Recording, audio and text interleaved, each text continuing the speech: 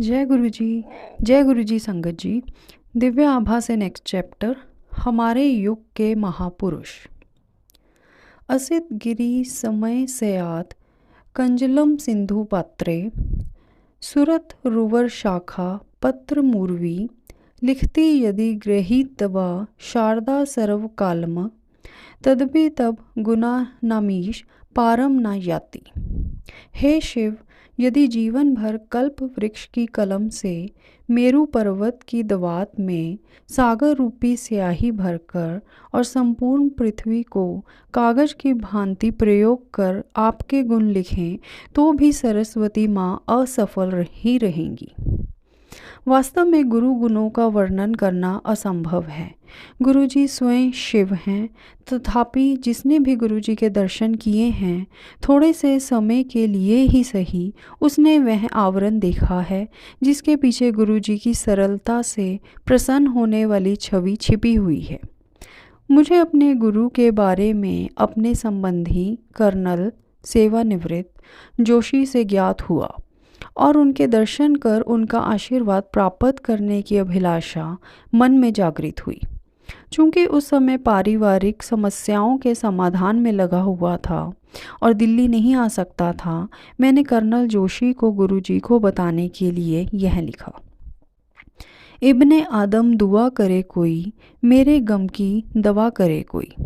मेरा संदेश गुरुजी तक पहुंचा ही होगा कि मुझे उनके दर्शन और उनके आशीष का सुअवसर प्राप्त हो गया।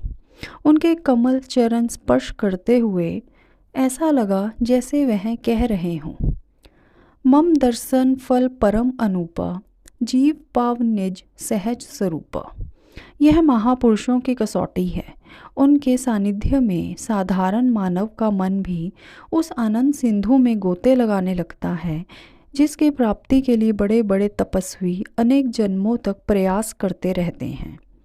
गुरुजी अंतर्यामी हैं और मेरा मानना है कि वह बिना कुछ व्यक्त किए ही मन की चाहत पूरी कर देते हैं।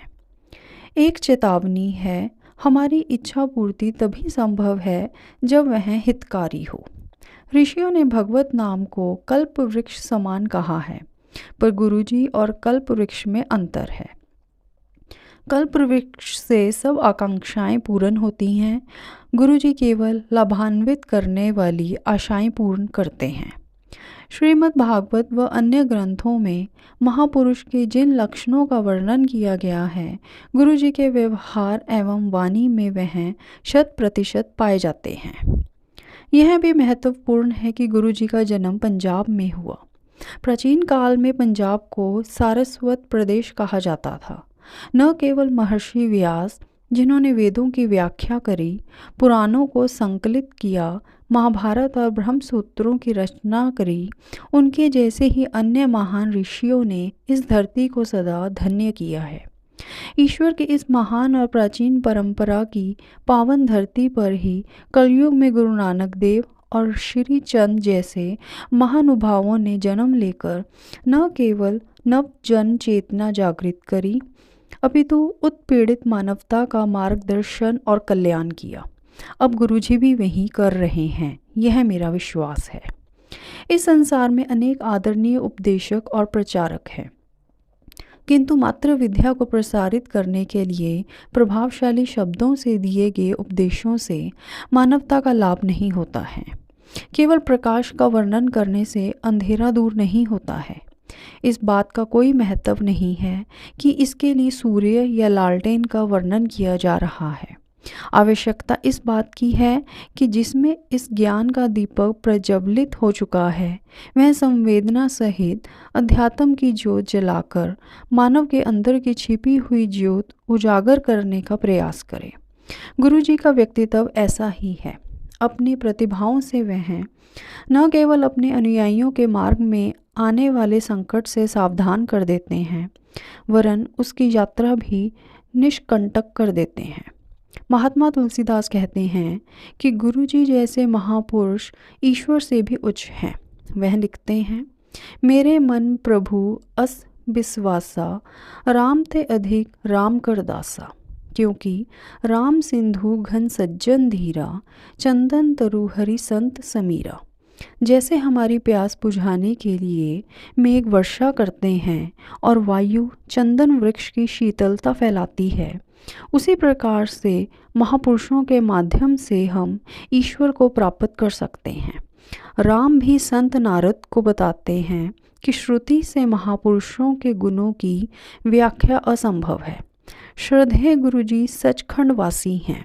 यह सचखंड क्या है और कहाँ है, इसका ज्ञान केवल उसको होता है जिसे गुरुजी की कृपा प्राप्त हुई हो।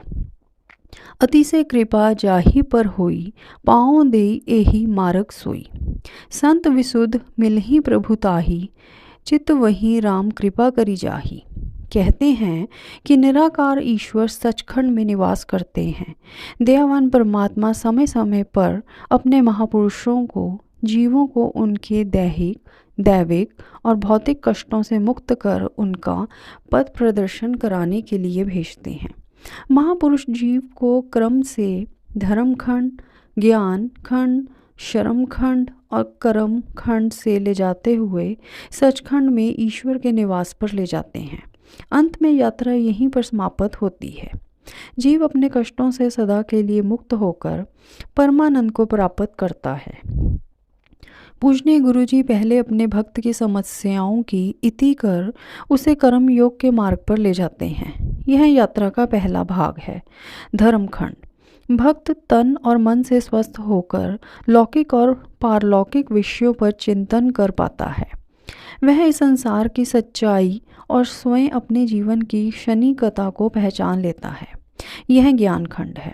अपनी अल्पज्ञता और स्वाभिमान का उसे भान होता है। वह लज्जित होता है। अविराम विचार से वह प्रभु की महानता और अपने अस्तित्व को पहचान लेता है।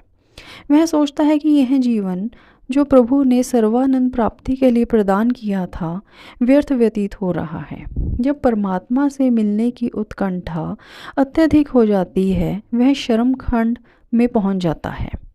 इस यात्रा का शिखर तब आता है जब उसे प्रभु कृपा प्राप्ति का आभास होता है।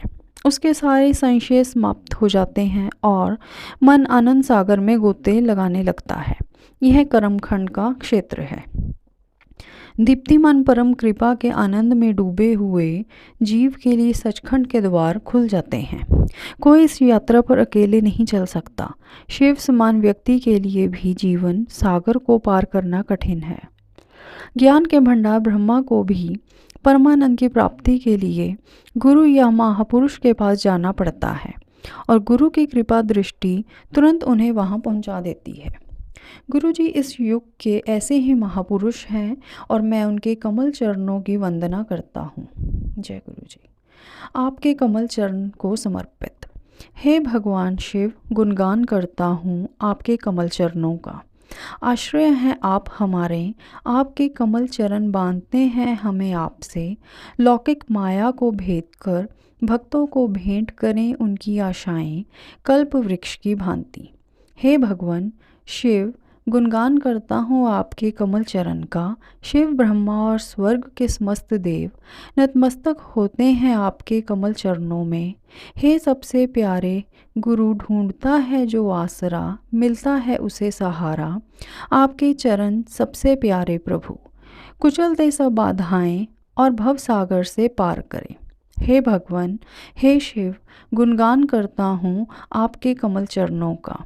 यह सत्संग लिखा गया है जगदीश चंद्र पांडे, नैनीताल से। जय गुरु जी, शुक्राना गुरु जी।